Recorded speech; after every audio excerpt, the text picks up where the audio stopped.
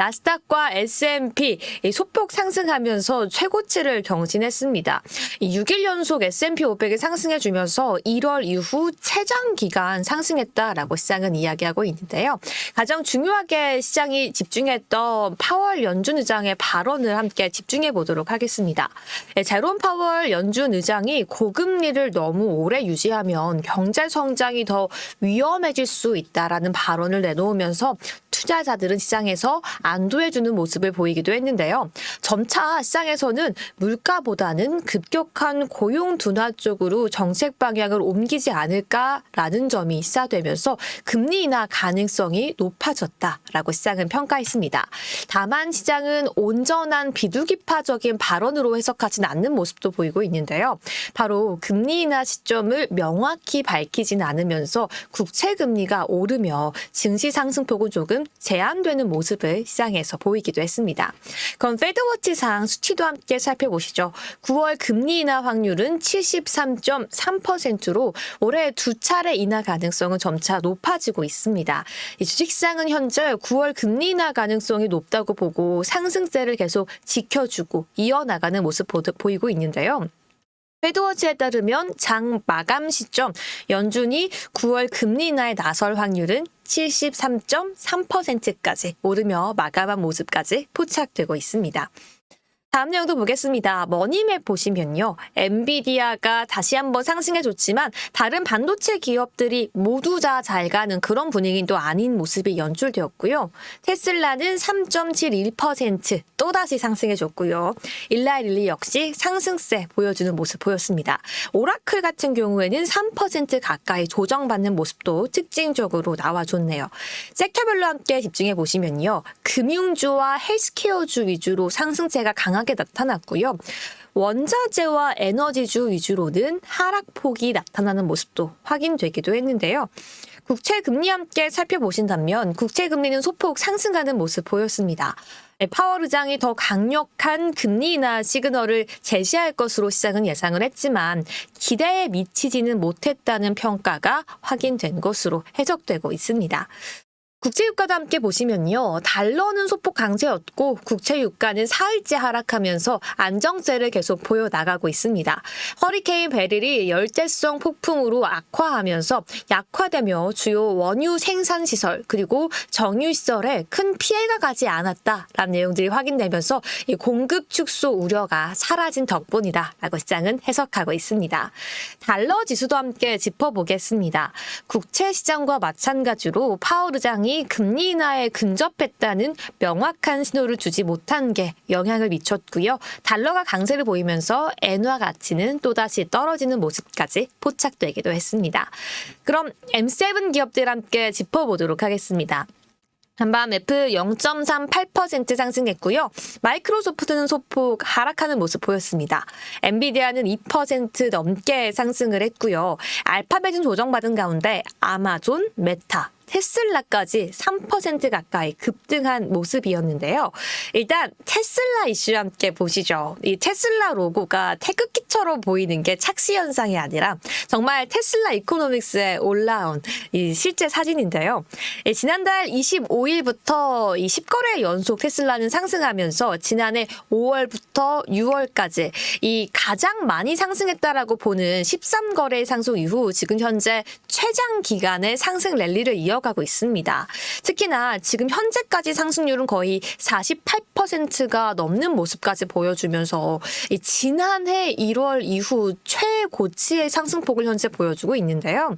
이 오른쪽 그림에 보이는 것처럼 테슬라 관련된 소식을 전하는 테슬라코노믹스의 이 트위터 계정에 일론 머스크는 테슬라 주식을 지금 굉장히 많이 보유하고 있는 한국 서학개미들을 향해서 똑똑한 사람들이다라는 댓글을 남겨주기도 했습니다.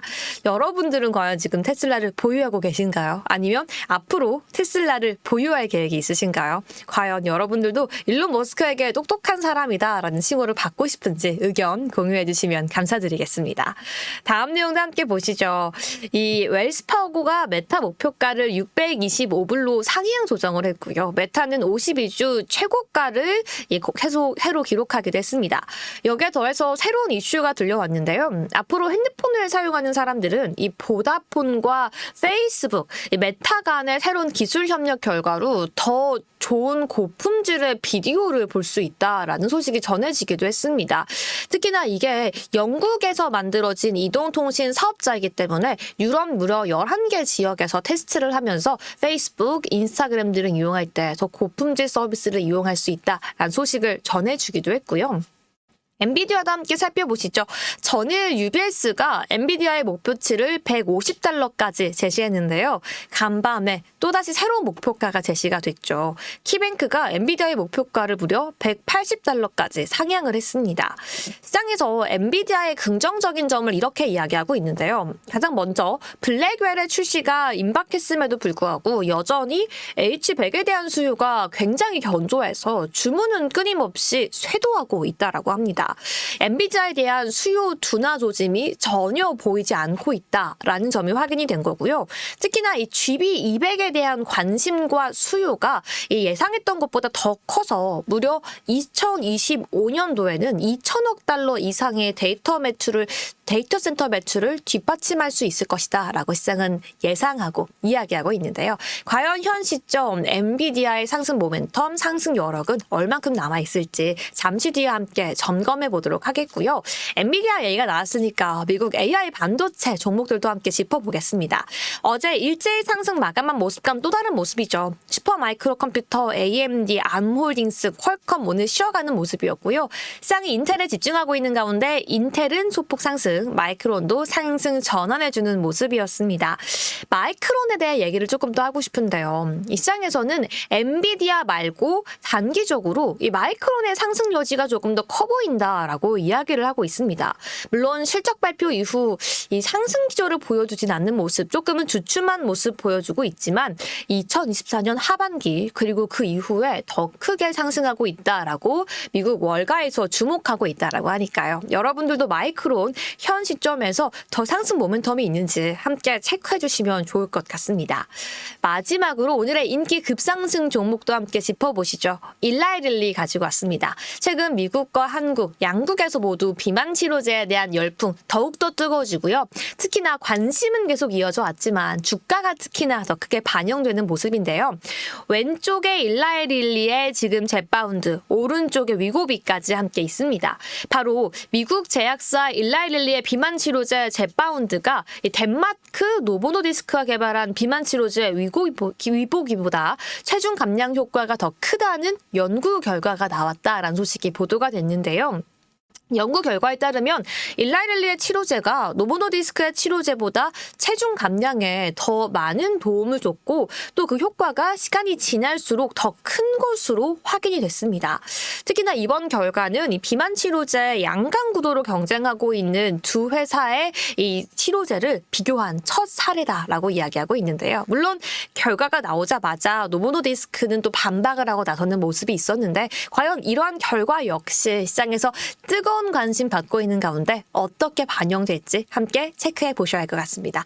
여기까지 오늘 마켓 모닝콜 함께 이야기해 봤고요. 과연 이러한 내용들 가지고 저희는 어떤 투자 포인트 함께 찾아봐야 할지 지금 바로 이야기해 보시죠.